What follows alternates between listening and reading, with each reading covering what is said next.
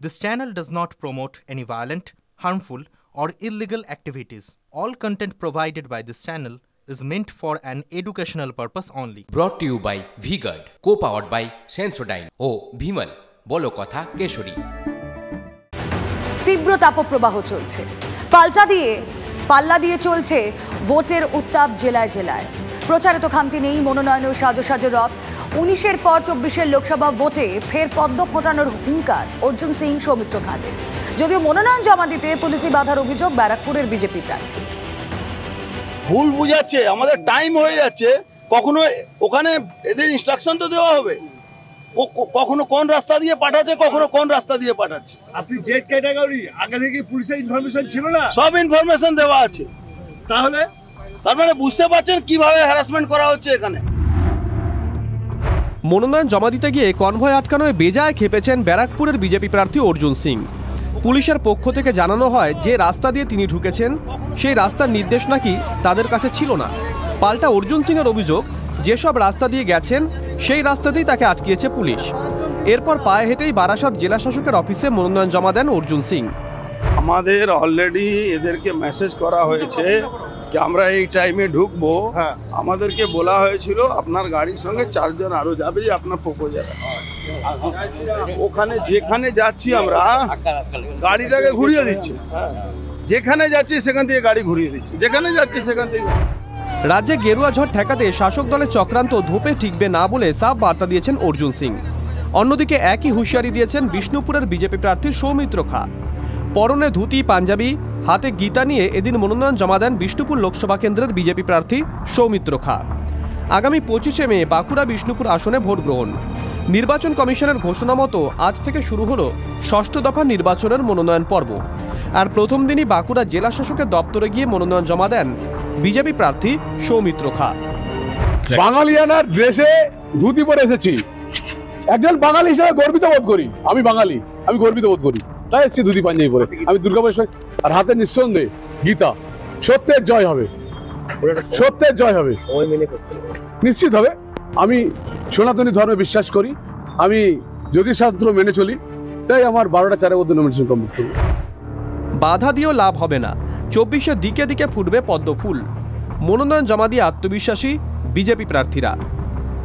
অনন্ত চট্টোপাধ্যায় ও হীরক মুখোপাধ্যায়ের report, TV9 Bangla.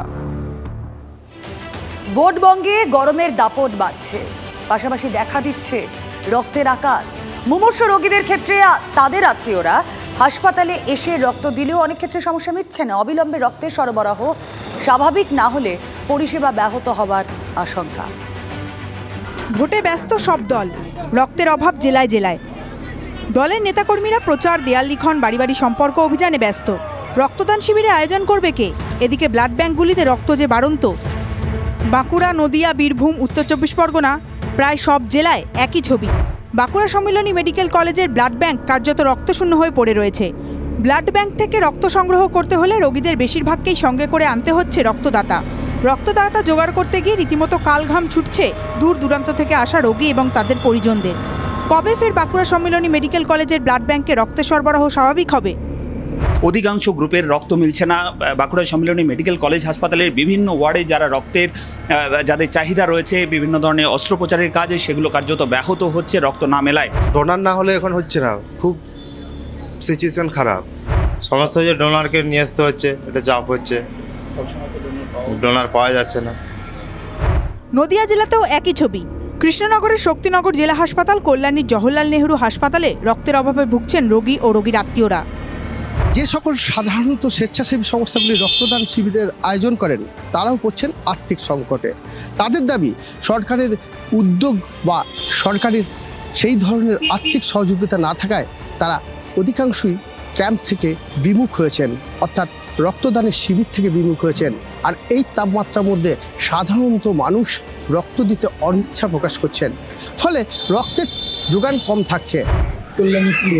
কোথাও পাচ্ছি না, 3 দিন ধরে ঘুরছে। কোথায় পেশেন্ট ভর্তি আছে? এখানেই ভর্তি আছে। একটা এটা খুব রেয়ার বলে দিয়েছিল ইমার্জেন্সির জন্য, আরও 2 ইউনিট লাগবে। এখানে কি বললো, স্টোর নেই? এখানে বললো স্টোর নেই।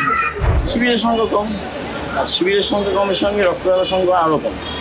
রক্তদান শিবির হলেও সেখানে রক্তদাতা নেই, খুব কম। সেই কারণেই ঘাটতি। প্রতিদিন এই শক্তিনগর হাসপাতাল থেকে 80-র উপরে রক্তদান মানে রক্ত প্রয়োজন, সেই রক্তের ঘাটতি তো মেটানো। 80 প্যাকেট রক্ত মোটামুটি মিনিমাম প্রয়োজন, মিনিমাম এই জেলা হাসপাতাল জেলা হাসপাতাল দিয়ে এখানে আরও কিছু থ্যালাসেমিয়া ইউনিট রয়েছে। ইয়ং জেনারেশন যেটা, তাদেরকে এগিয়ে আসতে হবে আরও বেশি করে।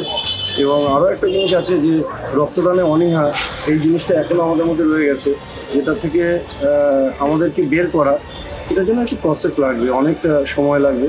যে রক্তটা দান করছে এই তাপমাত্রায় তারা যে রক্ত দান করছে, তারা সত্যি তাদেরকে আমি খুব ধন্যবাদ জানিয়েছি। বারাসাত হাসপাতালেও একই ছবি।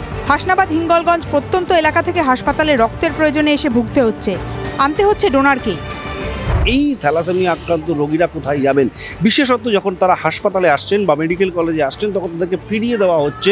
যাদের একটু ভালো আছে তাদেরকে আরও কিছুদিন পরে আসতে বলা হচ্ছে, অথবা ডোনার সংগ্রহ করে নিয়ে আসতে বলা হচ্ছে।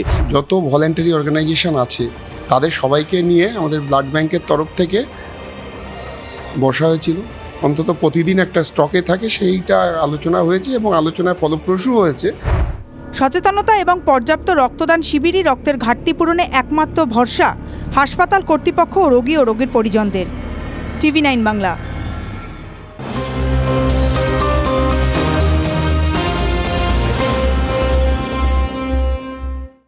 ব্রট to you by V Guard, co powered by Sensodyne ও ভিমল, বলো কথা কেশরী।